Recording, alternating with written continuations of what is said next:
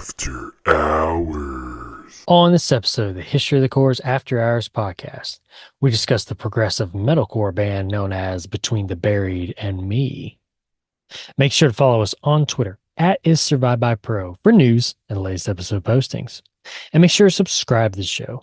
Leave us a 5-star review and write us a comment on YouTube or whatever podcast service you're using. And if you'd like to see us do some live streams, leave us a comment or tweet us the keyword stream. Now, without further ado, let's start the show. The devil is in Atlanta. Army surrounded.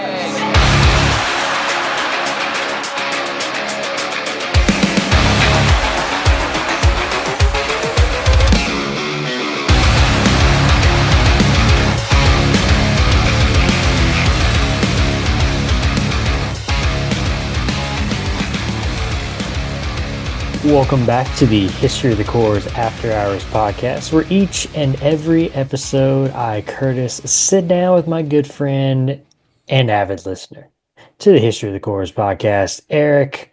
Erik, welcome to 2025, buddy. First episode of the year. How's it going? Pretty good. Is this the best episode of the year or the worst episode of the year? So far it's number one. So there's not sweet. really any competition though, man. So but yeah.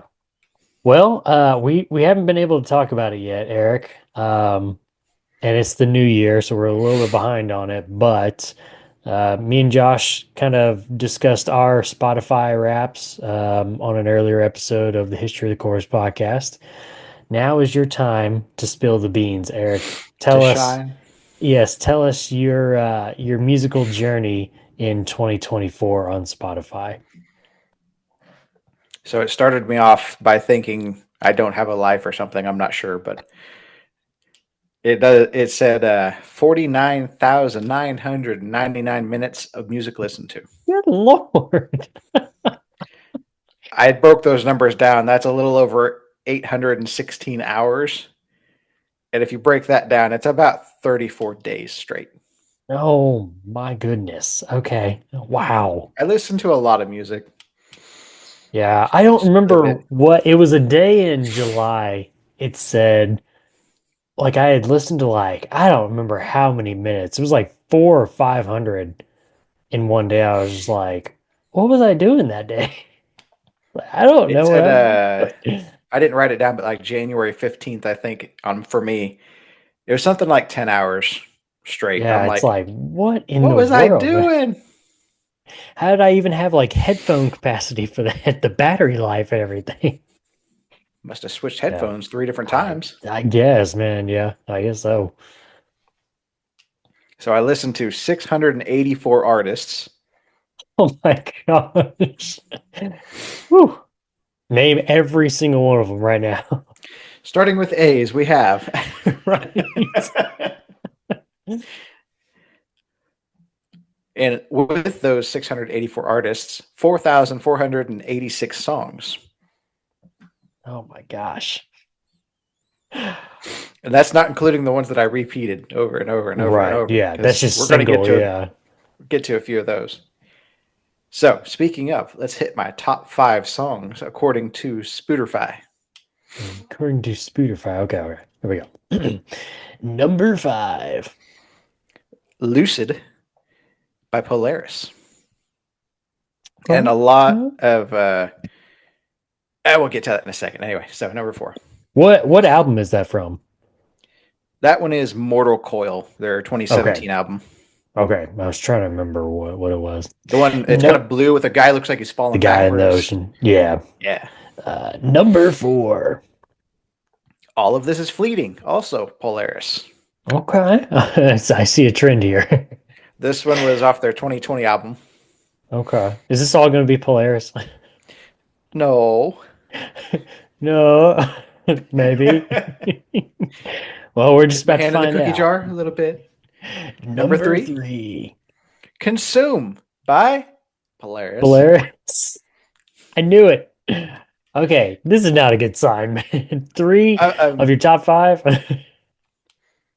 Number 2. Number 2. The Remedy by Polaris. Are you serious? What is this list again? Is this just a Polaris list? The 3 out of 4 of those are coming off of that 2017 album, and I Okay. rocked that album quite a bit. I guess. That is a good album. Yeah, that is a good album. Okay. Should I even say number one, or is it just gonna be Polaris? It's a little different. We'll see. We'll see. Number one. This one is a solid gold platinum in my heart. It's Polaris. End Seekers by O Sleeper. Ah, yes, yes. Very good. That is one Very that comes good. on a lot after an album ends, and I don't have the heart to skip it, so I let it play. Nice, from the old Children of Fire album. That's a very underrated album from them, man. I feel like it kind of gets kinda like it. lost. Yeah, I It feel like it does. gets lost behind Son of the Morning and then even their debut, When I Am God. It just Yeah. I feel like it's always kind of like that forgotten third album, and then you kind of not like fall off or whatever, but they kind of disappeared after that, and then you come back with Titan EP, and of course that one's Weird.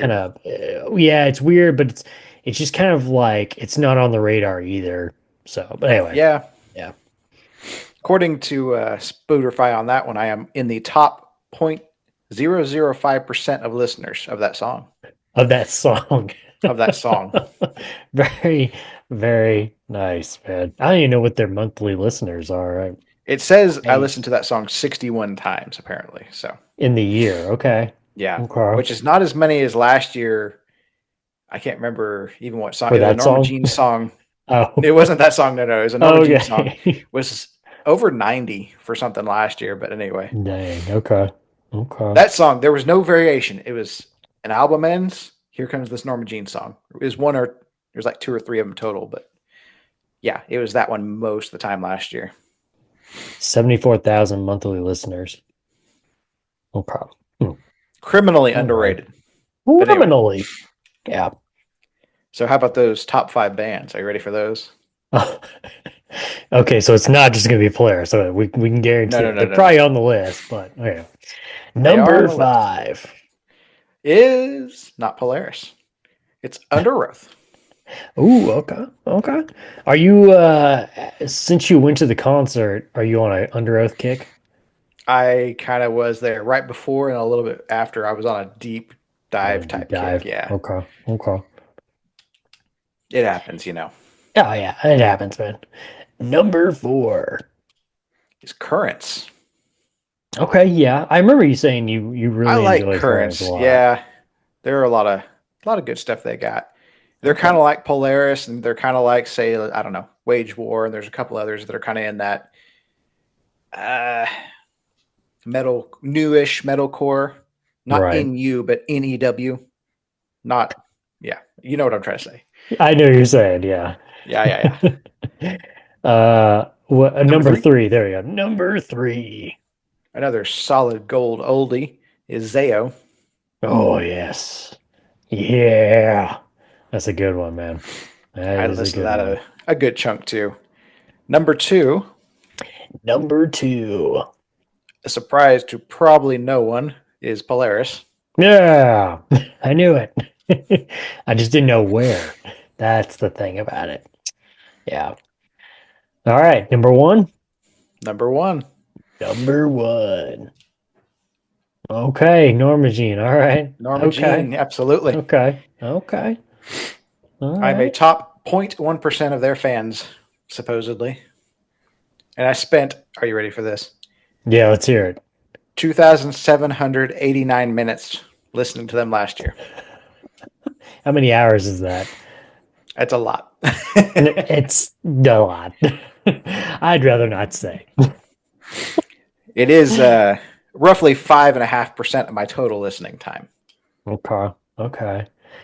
Speaking of Norma Jean, did you catch the last episode of History of the Chorus podcast where Josh gave us top 7 era bands? Let's see. Top 7 No, I've been waiting on that one. band eras. Okay. Okay. Yeah, I'm Okay. So waiting on that you one. haven't seen that yet. I Okay, haven't seen never it mind. yet. Not yet. All right. Shut up then. We got an upset. Oh boy. No. I mean, dude. Yeah. Anyway. Okay, cool. What else you got? So I got artist clips seem to be way down this year. Last year I got like a dozen or so. This year I only got 3, and my top bands are not included in most of those. Means So you have not listened to enough music, man. 600 Your bands wasn't stats are a enough. lie, man. Jeez. So I only got clips from Ghost Inside, Make Them Suffer, and Darkest Hour. I wonder what justifies that then? Because I mean, I don't know. I'm still kind of newish to the Spotify game and trying to figure out how it all works with the rap and everything, but I just always assumed you got video clips from the bands that like you're in the top, whatever, If they make a clip. if they make a clip. Okay. Because I don't think everybody makes a clip. Not everybody does. Because Norma Jean, I've been a top listener for them for a couple years straight, and I haven't got a clip yet. Looking at you, Corey. Come on now. I wonder if it was just a deal where it's like you didn't have any until they got like down the list until like Ghost Inside, Make Them Suffer and such. I don't know. That's kind of weird. Kind of makes you wonder how deep those are, though. Yeah. Well, what else you got? Are you ready for this? This is the fun part. Oh boy. So my 2024 concert list. Oh yes. So let's hear it. So 8 total bands, or 8 total shows, I guess I should say. Wait, did Spotify tell you this, or is this your own list? No. This is my own. I had to find all these I was numbers, like, how does Spotify? All the tickets and all that. Yeah, I had to do that all by hand. So 8 total concerts that I went to. Wait, that's it? In 2024? True concerts anyway. I think there was some weird like live, going to a coffee shop and there might be a guy or something, but I don't count that. So it was 28 bands in total, roughly, that I could remember. I might have been missing 1 or 2. Headliners do include Under Oath, Rise Against, Norma Jean, Seen Era, Amity Affliction, Red Jumpsuit Apparatus, Dayseeker. I think I'm missing one there. I think I didn't write down Tiny Moving Parts was the other headliner. Okay, yeah. See, and I always got that one mixed up I thought Grey Wind was headlining that show, but I went to see Grey Wind, but right. Yeah. Grey Wind was actually second from the bottom on the bill. Right. Okay. Yeah. Very nice. They all put on. That was a good little show. Only 8 concerts though. That does not seem right. It feels like it should be like 20. I know. I don't know why I feel that way. I went to concerts every other week. It felt like so. It felt like, especially back in like spring and summertime, it felt like I was asking you, so what's up this week? And you're like, well, Tuesday this week, concert, Thursday, and then Saturday. It's like, oh my gosh, bro.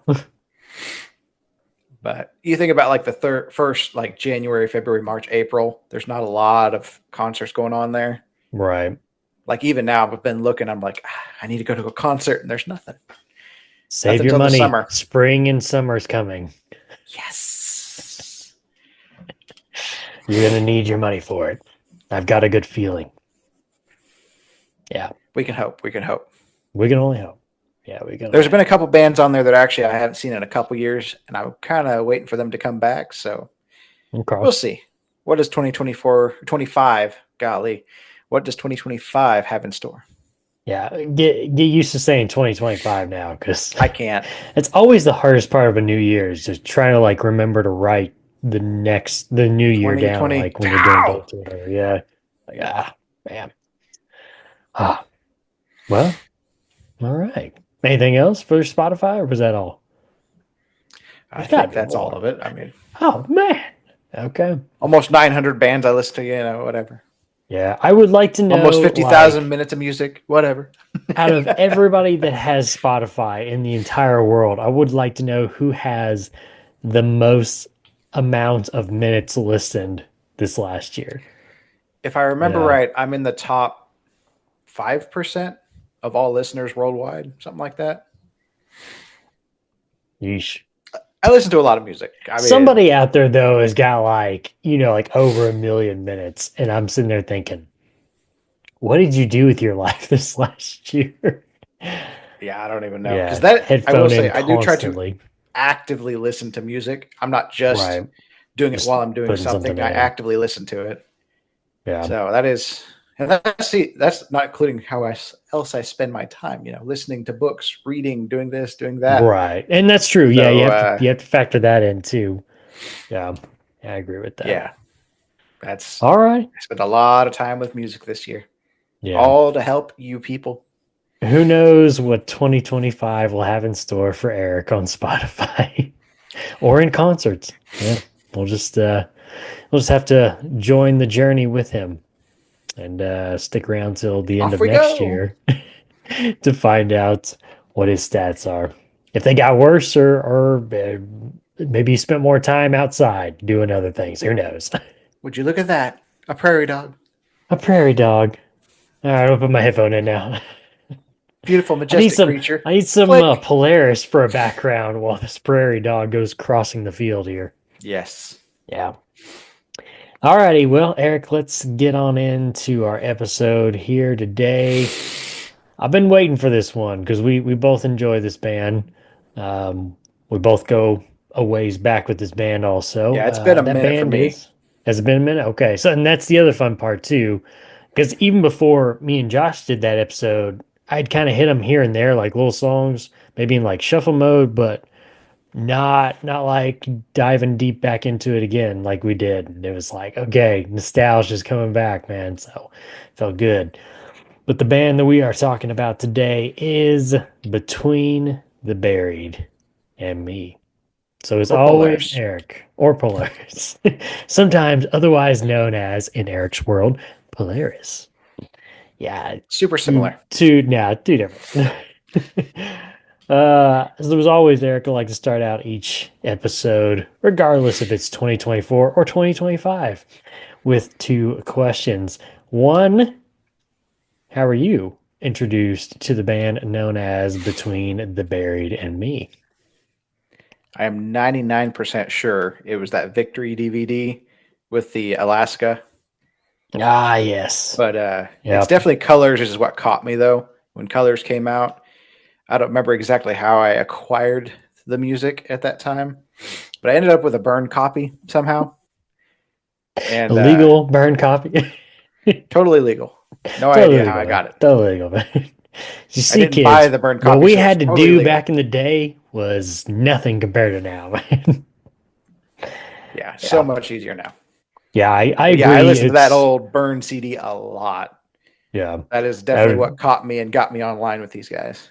Victory TV, that DVD with the old Alaska I was music trying to video. remember if the guy who showed me that was it the same DVD that had Comeback Kid, Wake the Dead on it, or was he just showing me a bunch of different ones? The one that I had, the one me and Josh had, came from our Hawthorne Heights CD. I think it was the If You Were Only Lonely CD. And it had a bunch of different music videos on it. It had Comeback Kid, Wake the Dead, Okay, some that's Hawthorne probably the Heights same one stuff. then. That's where I found Silverstein. I think the first song I heard from Silverstein was Smile in Your Sleep and then Smashed into Pieces. But both those music videos were on there.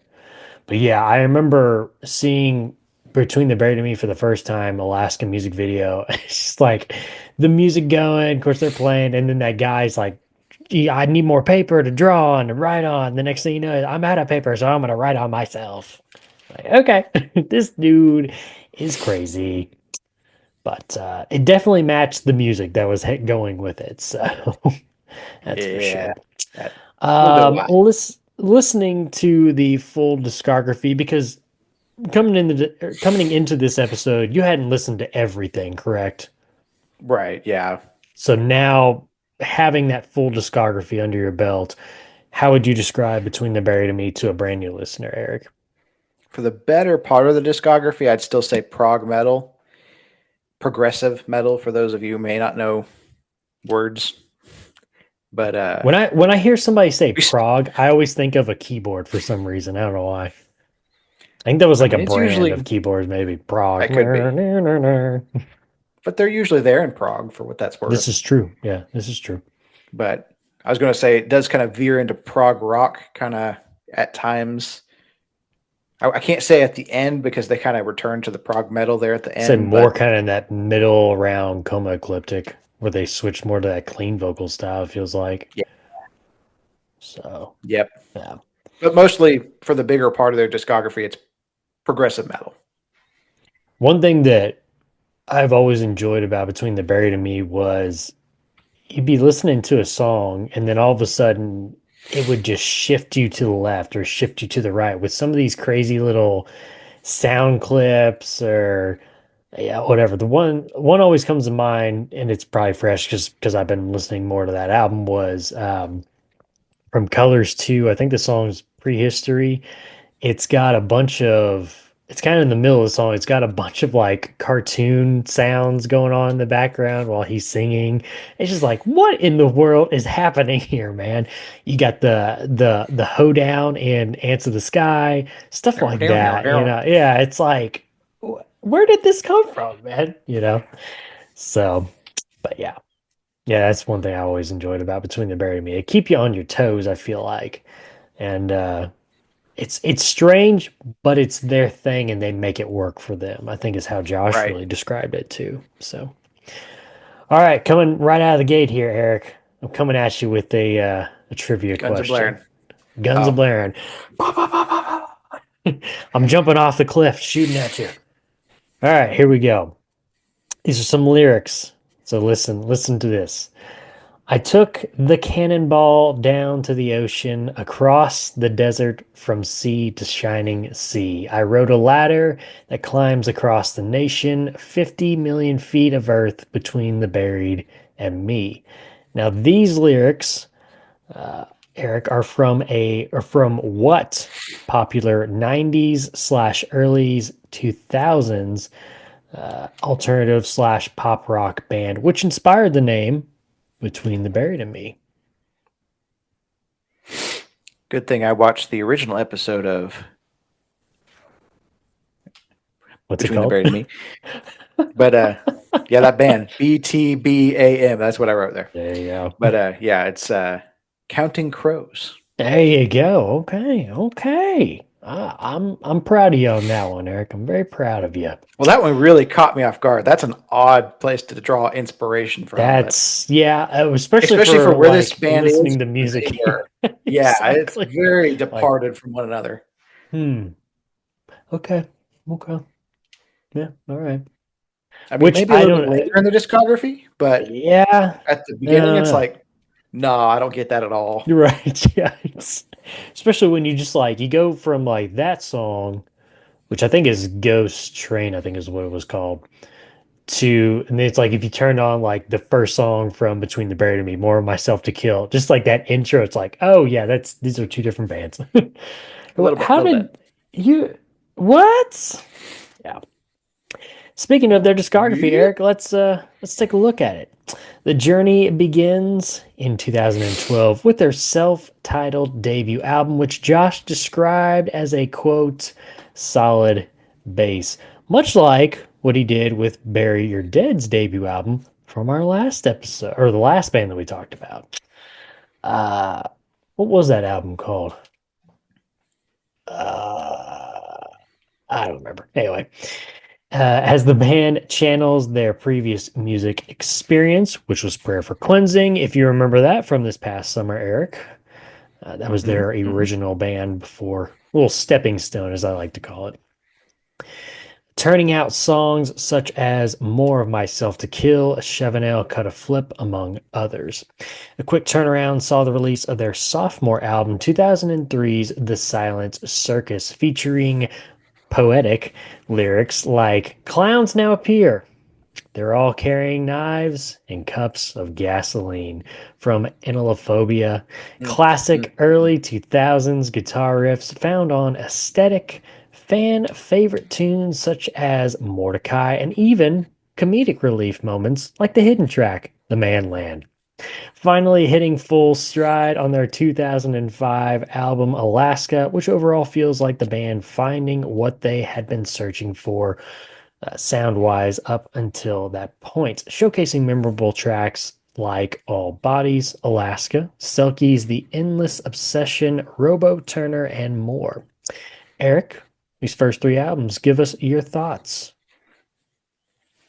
Step one, the self-titled. It's pretty straightforward. As far as what we see later, there's not a lot of elements of prog. There's just a few.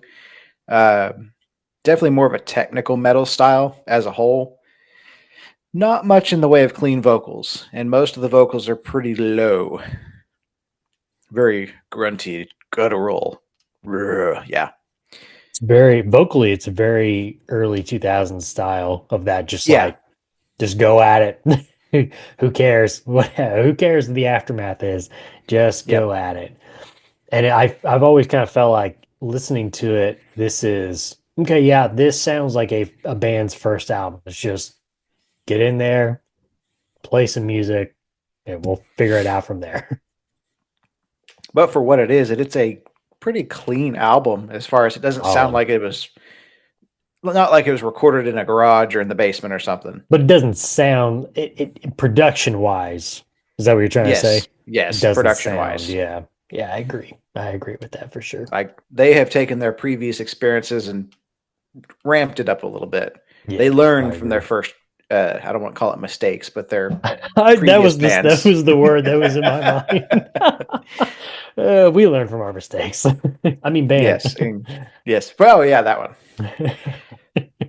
But anyway, going on. Silent Circus. There's a few more elements of the prog, experimental, the mixture of the genres and things. A little bit more in this one. I can definitely see, looking back on it, how this is going to move forward. And then moving forward into Alaska, a lot more of that, a little more sound bites and things like that. And they just take the knob and turn just about all of it up. Yeah, I agree. Except for the harsh vocals where they turn back just a little bit to make room for other things. Yeah. Yeah, and I feel like that's when, like, this is the kind of the point, and even going into like Colors and Misdirect, he always has, when he starts incorporating more clean vocals into the music, I felt like he always had a good knack of knowing where their place was at and to strategically place them. I was not a big fan of when like Coma Ecliptic came around and he was like, we're going to switch it around. I'm going to do more clean vocals. And I was just like, okay. I just didn't feel like that he's that kind of vocalist to me personally, but I mean, he's got the pipes to do it. It's just he's got the pipes. It's what just we have in that early part of the band versus what we're getting, getting up towards Coma Ecliptic and whatnot. I can't even say the word Coma Ecliptic, but hard words, man. English is already hard. Why do you got to do this? English. No speaky. Yeah. But it's already. I don't know. But I was going to say this is kind of a figure it out kind of era. I think Josh kind of said that as well. I think that's a good. From that more technical style all the way up to the, I don't know, fanciful thing that they were doing in Alaska, I guess you could say. The prog elements that are the fanciful things. Okay. It's a smooth ride. I can see it because listening to the first one and not knowing anything about, not very much anyway, about the middle there, the Silent Circus. Yeah. I don't know that I'd actually ever listened to that in a whole, or if I have, it's been a long, long time ago and I did not remember it. But listening to that first one and then knowing what I know about, Alaska and Colors, I was like, there's a jump here. I don't know if we can bridge that jump. But no, Silent Circus is that jump, and I do actually see, it's a staircase. Yeah. One to the next sure. to the next. Okay, so we got Josh's reaction of listening to the hidden track from Silent Circus Manland for the first time.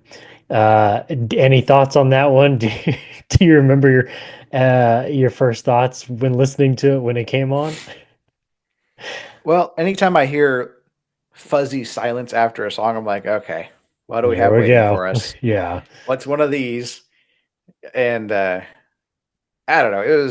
It's kind of weird coming from a band that's not super like they're not stuffy, I guess, but they're more No, serious with their music as a whole. And that's just not a very serious thing at the end there. I don't know. Just it's weird, but they're yeah. weird. So in the end, They're it kind weird of though, man. works. Well, and that's the other thing too, is like the way you're doing the screaming vocals. It's like, what am I listening to right now, man? But for me personally, that was always a classic because I can still remember the first time because I had Silent Circus album back in the day, and I remember listening to it for the Way first back. time and thinking, "Is there something wrong with my headphones? What is wrong with this guy's voice?" But anyway, yeah, this is the good. I do agree that it's a good period, and I do agree that you're figuring it out phase because once you hit colors, and we'll talk about that more at great length at the end of the episode. But once you hit colors, it's full fledged. Okay, we know what we're doing for sure here. And I always kind of looked at Alaska. I mean, you have self titled as your true debut, but I almost Mhm. kind of look at Alaska as kind of a reset debut because that's your first time having the lineup that carries out through the rest of their discography up until now. And so I always kind of felt it had the elements of, again, taking another step towards like colors, but it felt kind of, I don't want to say basic, but it felt kind of like a base again, you know? So, and that's just me personally, but great three albums though, man. Mhm. Okay, carrying on here. We're going to be skipping their monumental album colors. We're not even going to talk about it. You know, it's a terrible album. Oh, Just forget about it. No, we're going to skip it for the moment. We're gonna bring it up later on with its counterpart, colors too. circle back. We're gonna circle. Yeah, yeah. Hey, if you know, you know. Following Colors would be the band's last album on Victory Records, The Great Misdirect, which is placed squarely in the spotlight following the band's most known album, which is Colors. Which, to me, when we talked about this constantly, ever since the AFI episode, to be honest, it's that old Davey Havoc quote, about what was it, December Underground to Crash Love. This Crash Love is going to be the album that we're going to be remembered for because how's it going to do compared to this monumental album before? And I thought to myself, we will be remembered for this. Oh, wait a minute. That's quote from lyrics from White Walls off of Colors. Huh, okay. Weird conspiracy. No. With a shorter track list, but not lacking in length, the band continues to dive deeper into progressive metal with songs like, oh boy, Obfuscation.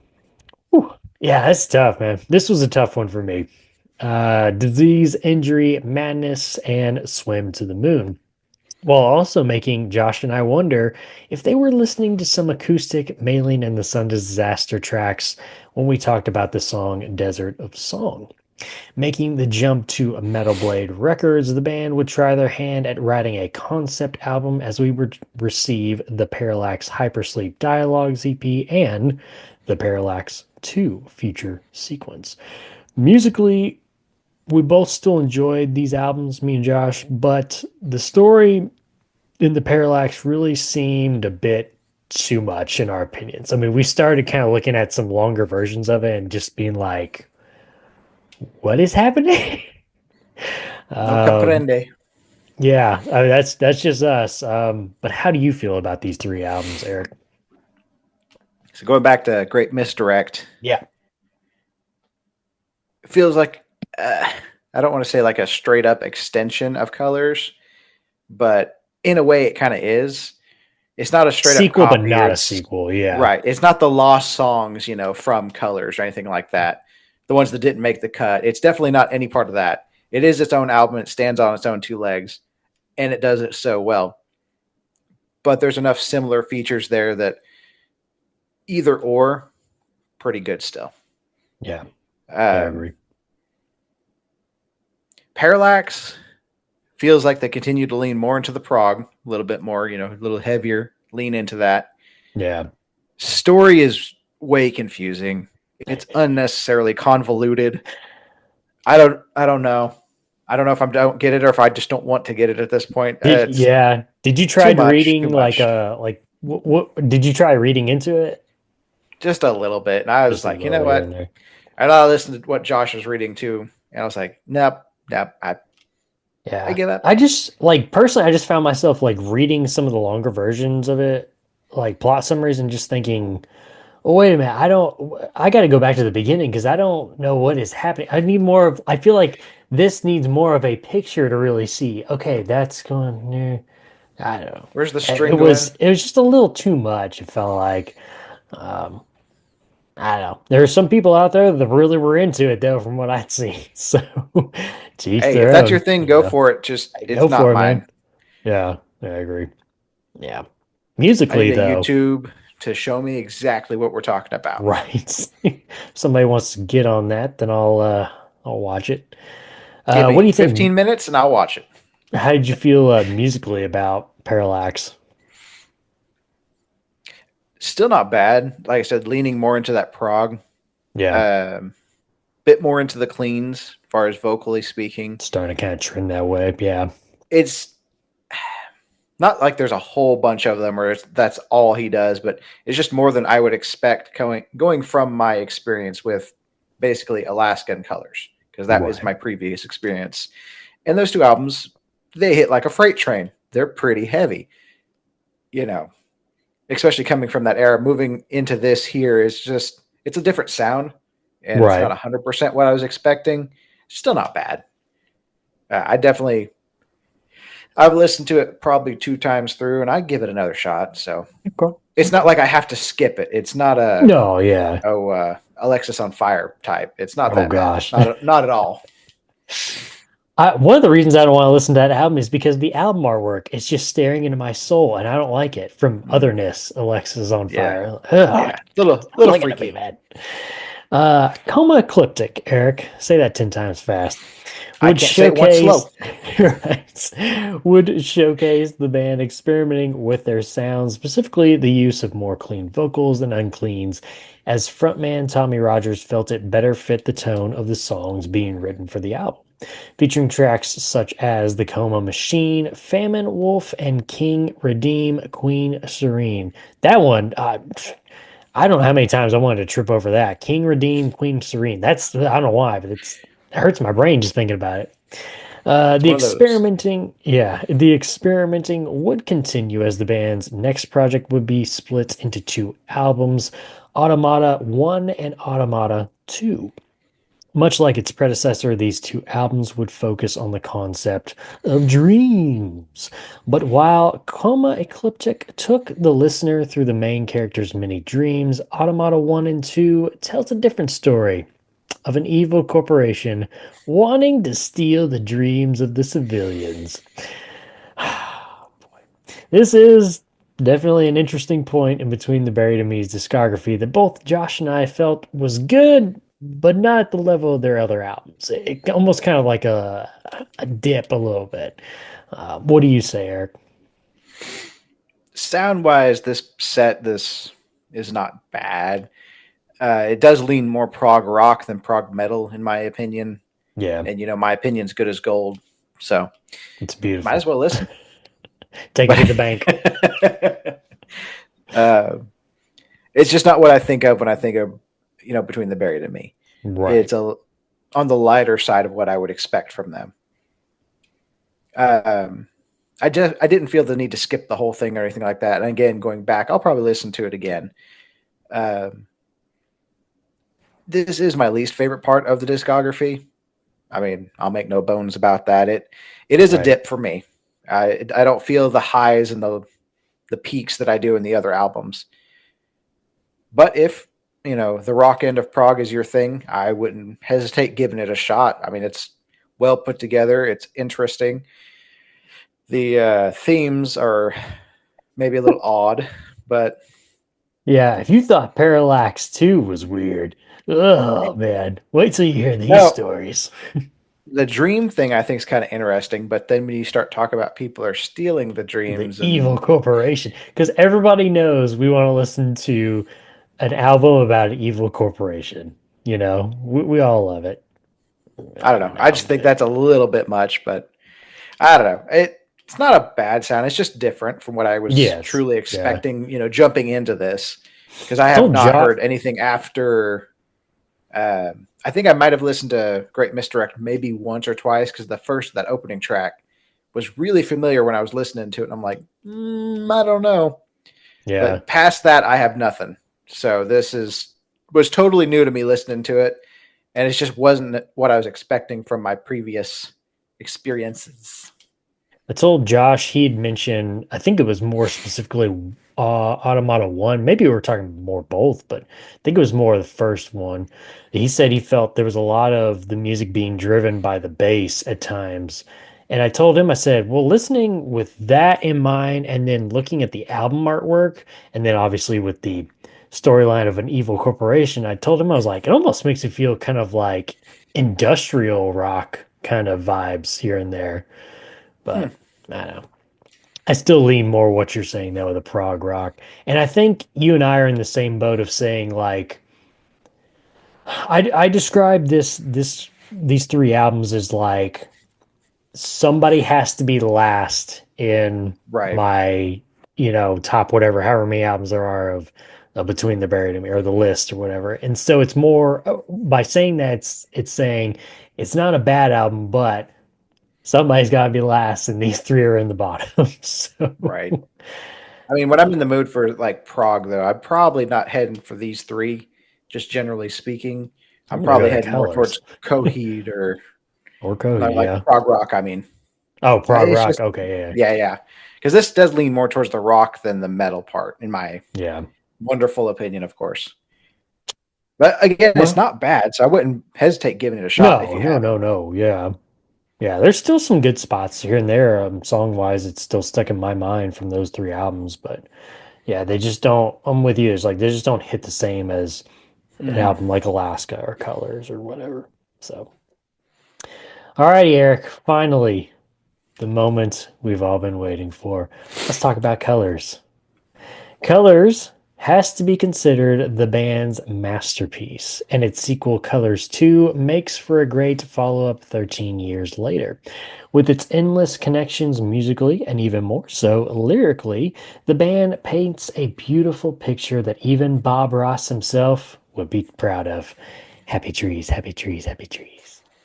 With lyrics found on both albums such as Sleep On, Fly On, In Your Mind, yeah, in your mind, you or we can fly, or even talks of opening the closed off circle, all the way to referencing ants of the sky between the buried and me has created something to hang their hat on with both albums. So much so that Josh and I both hope to hear a Colors 3 sooner or later.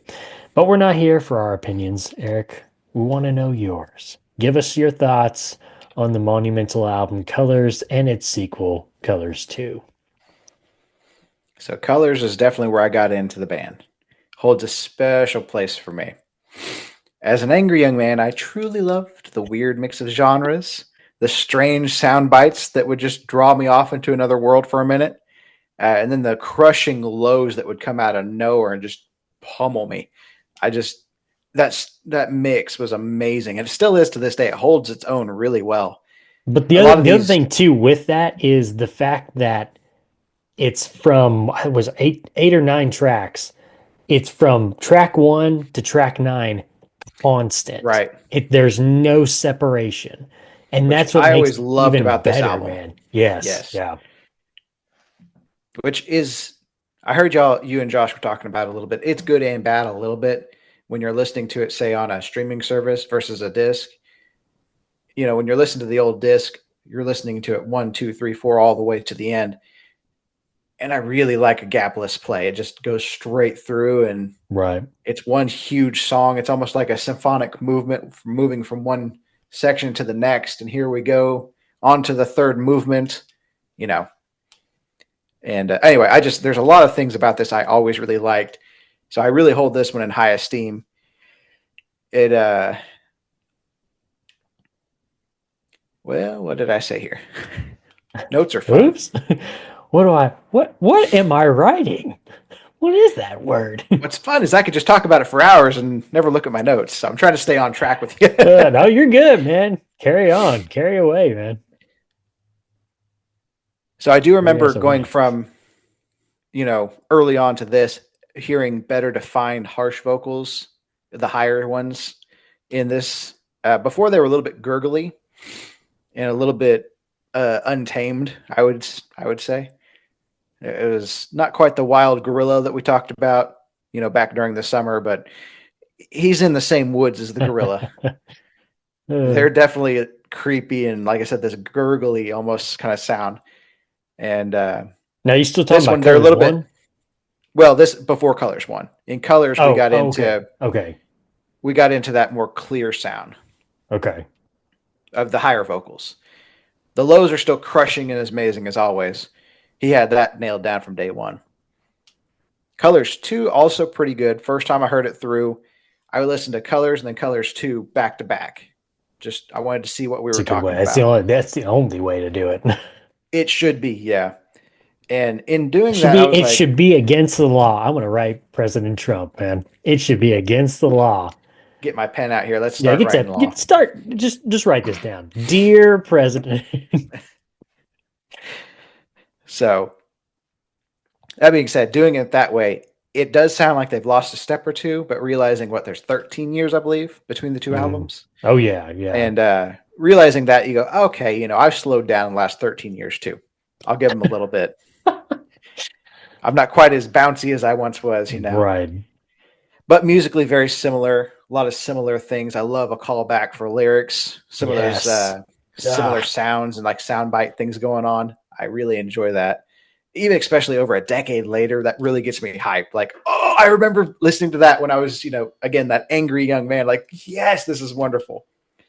So, but like I said, after realizing and seeing what was between those two, listening from Colors on up to Colors 2, I go, oh, so this really is a reverse for them. They put, all the way in reverse and they backed up down the street. Yeah. So looking at it that way, I was like, wow, that's actually really good. So I'm going to listen to Colors 2 several more times here in the next few days. I can't stop listening to Colors 2, to be honest with you, man. It's been so long since I listened to Colors 1. I was about to say, that's been on repeat for a week for me. Yeah, don't get me wrong. Colors 1 will always be the top. It's always going to be my favorite between the Buried and Me album. Colors 2 is right there next to it, man. It's so good. It's so good, man. I love it. Yeah, both very, very good albums. Both very highly recommended, in my opinion. Yep, well worth it. So safe to say that you're on board with me and Josh and looking forward to a Colors 3. I mean, as long as you don't screw it up, absolutely. Well, of course, that's with anything. Especially any. It almost goes without saying, but honestly, I'm going to say it. It probably wouldn't be a bad idea just to cut your not cut your losses, but just say go out on a high now and be like, all right, we're not going to do another Colors album, man, because we don't want to possibly ruin it. But yeah, all right. But, yeah, if they did, I would be there for it. I'd probably listen to it again. Yeah, I agree. All righty. Hey, and then we can listen to Colors 1, 2, and then 3. Oh, that'd be beautiful. Ooh. Like 3 or 4 hours worth of nothing but colors. Crazy. All righty, Eric. Let us finish out this episode with some favorites from you, Eric. Talking we already know what your favorite album is. What's some of your favorite songs, lyrics, riffs, artwork? So on and so forth. Band member? Who knows? Anyway, take it away, Eric. So album's pretty obvious. I love me some Colors. The OG. Wow. The original. That's not the one I thought. Oh, wow. But as far as like trying to pull myself away from that, even then, it's still a really good album. It stands really well on its own. It was pretty leading edge of its time. And even today, it stands really well. These guys, in a way, those first 3 or 4 albums, they walked up those stairs. They were building the stairs, so they're walking up them in a way so that newer bands could, run behind them and continue going up. And you look at what modern metalcore, I don't think they would be doing what they are now without what they did here. Yes. So the progression that they use has progressed, even just metalcore in general. So, God, that was 2007, dude. I was a freshman in high school. That's insane. Okay, that is insane, man. We're old. Yeah, we're so old. My back. Oh, my arm. My hip. So, anyway, I digress. Like I said, trying to pull my own self away from it. It's still a good album. Right. Album covers, I did include that because they have 27 of them, and I thought I'd pick a cool one. I really like Great Misdirect. The swirly looking little streets with that kind of color overlay over it, almost looks like a splatter. It gets easy to get turned around in all them little city streets, and we're going to misdirect you straight through them. I was like, that actually really fits like the theme, the name, all that kind of stuff. And we've talked before about an album that it's named Blood Curdling Screams of a Large Gorilla, and then it has a picture of a teddy bear on the front.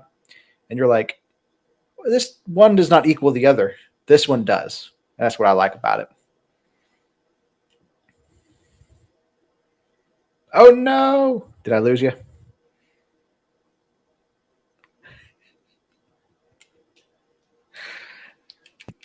Can you hear me? No. Put it back on. That was there me. we go. No, I got you. That was me. No, you're good. That was me. I forgot I had it on mute. I was fixing to say, I thought I killed it. No, I pulled a Josh. Ah. That's what it looks like. Okay. Now I finally got my perspective of it. It's like, you're on mute. Oh, man. So, but yes, I agree with what that's what I was saying. I agree with what you're saying, man. And the saddest thing is like Colors is like I don't know. Alaska's pretty plain, but Colors is like one of their more it's more like flat. The first Colors. Well, I guess Colors 2 is a little. I'm gonna shut up and let Eric talk because this is his time, not mine. Carry on, Eric. I mean, I could pick Colors as my favorite too, but because I like the things that overlap and talk about within the. Yeah. Anyway. Don't worry. I have a good feeling your top 3, if not more, top 5 songs are probably going to be all from Colors. So we'll see. I might surprise you. Okay. So one reason Colors, the Manland made the list. Oh, what? One reason Colors is actually a really cool album cover. It being very lackluster in color, it's a very grayish album with like these, lines coming down that are only things that are in color on it. Is a lyric from Decade of Statues. A must these days, colors are fading. That's actually yes, they are, man. I do like how they incorporate, at least in some of the stuff that they do, not everything, but they actually incorporate what they say into their album cover, into the name of the album. It's not just this disconnected thing. Right. Lyrically, themes, musically, they connect stuff together throughout their discography. Yes. It's just crazy, man. But even like that lyric right there, you take that, it's like, that was 2007. I mean, living in 2024, 2025 now, that still feels like it applies to our world, it's a must our these society, days. Man. Mandatory. Exactly. Yeah. So. Now, for one of my favorite lyrics of all time, I don't know why, but it's okay. I've always loved singing along with it. Is from Informal Gluttony. Is feed me fear, informal. Feed me fear, gluttony. That's a good one. I like I've always loved that. Yes, the second verse on that one. It's one of my favorites. I'm trying to pull it up here real quick. Let's see.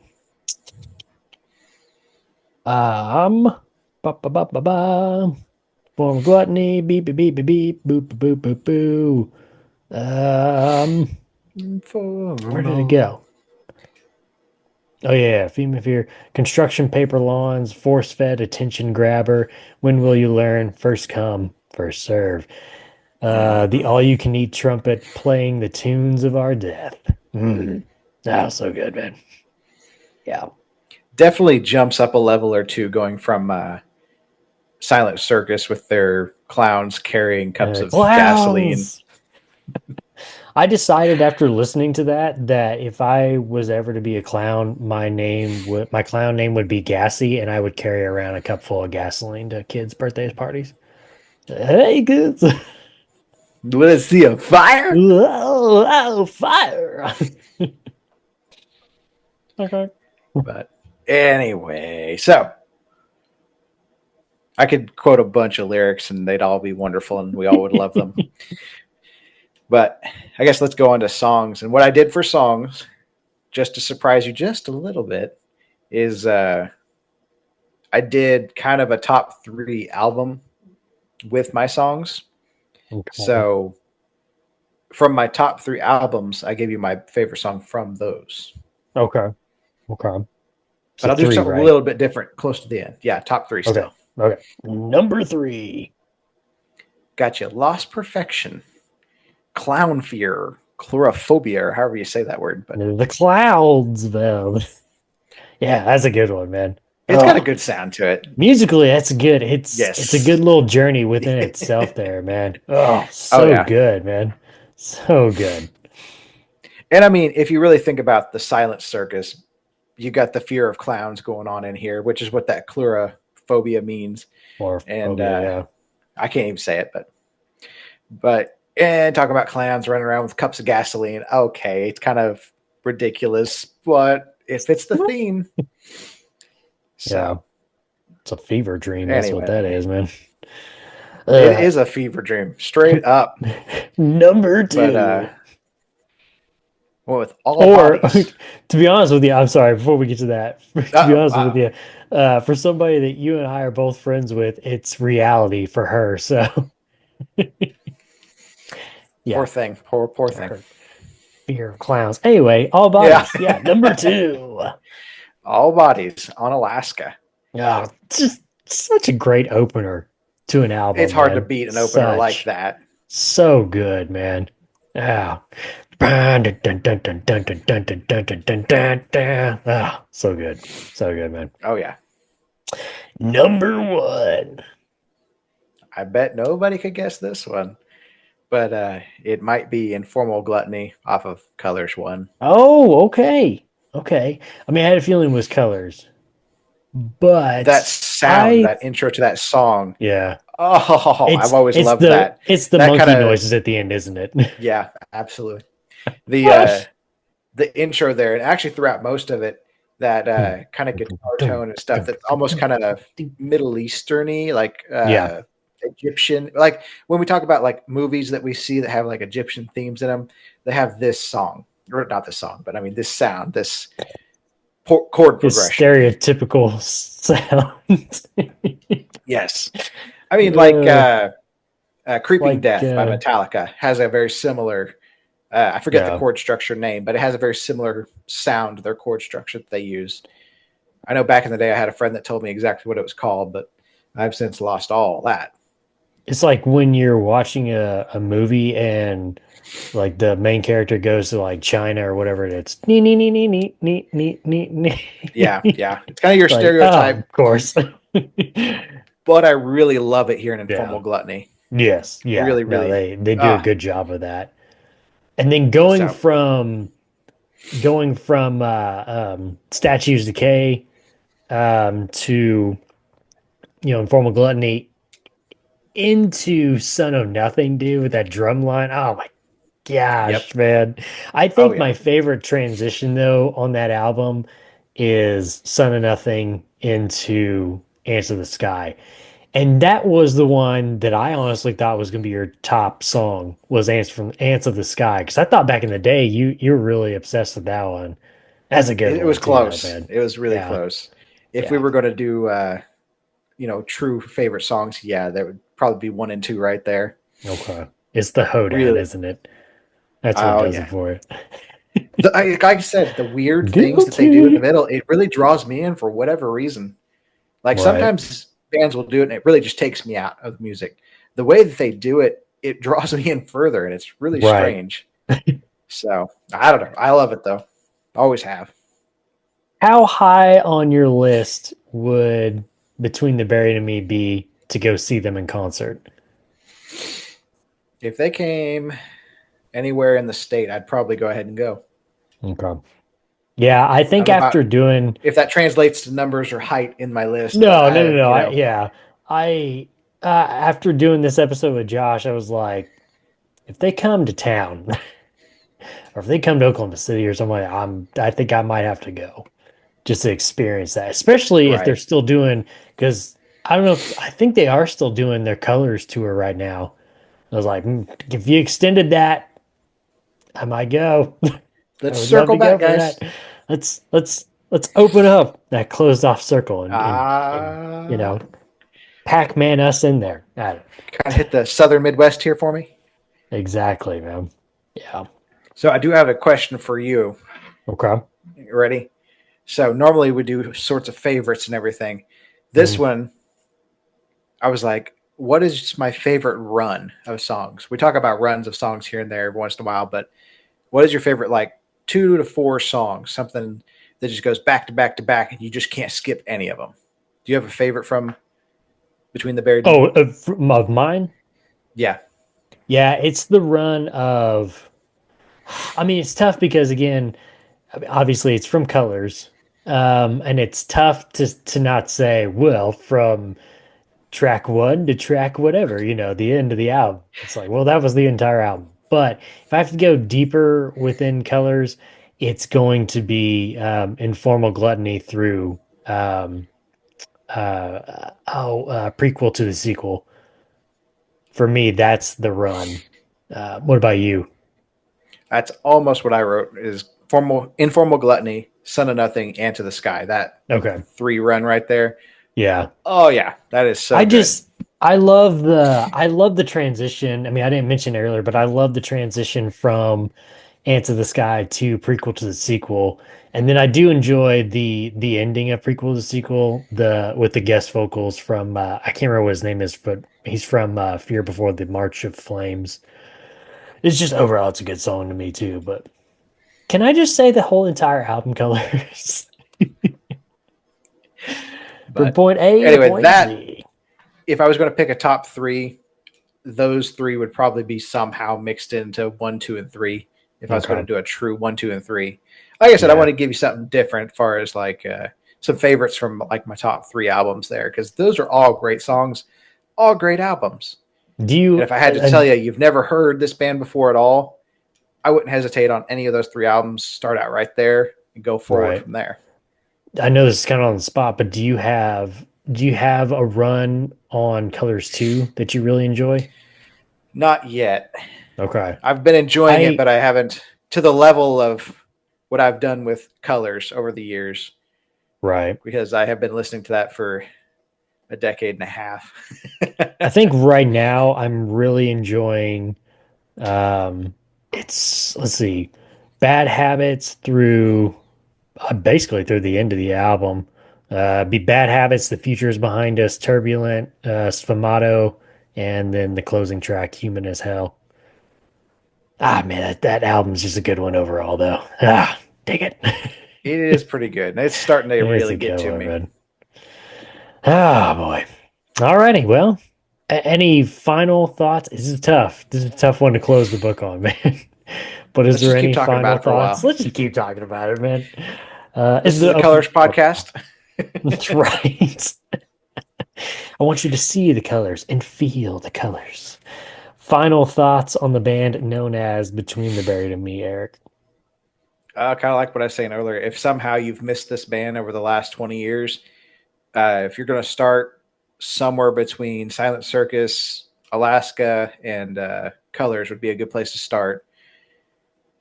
Anything from there is probably good. If you do like prog rock, that is, again, I wouldn't hesitate towards that that little section I talked about earlier, but just not 100% my flavor.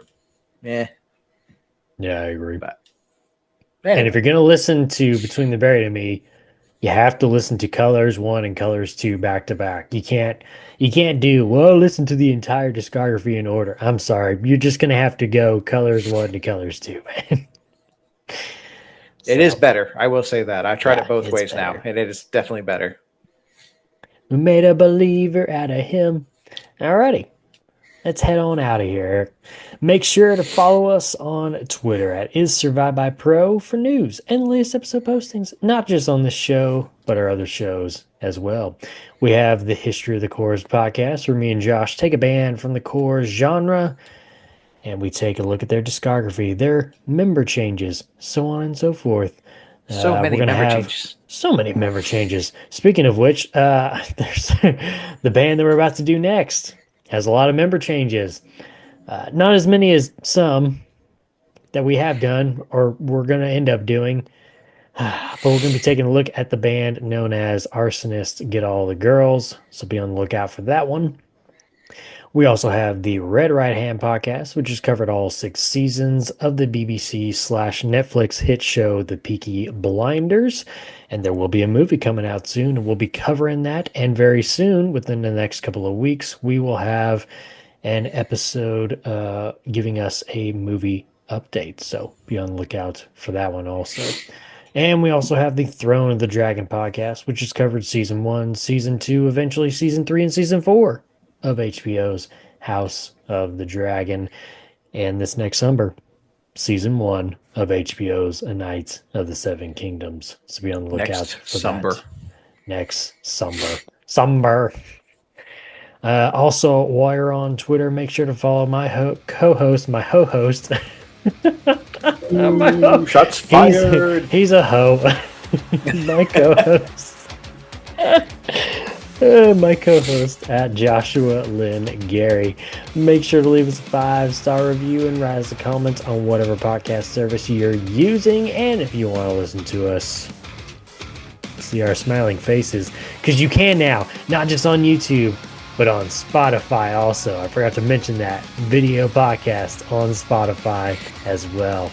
But you can head on over to our YouTube page and just search Is Survived by Productions, and that'll have every episode from all of our shows. Subscribe to the channel. Thumbs up the video. Alrighty. Until the next episode, where we'll be talking about the band known as Arsonists Get All the Girls. We'll see you.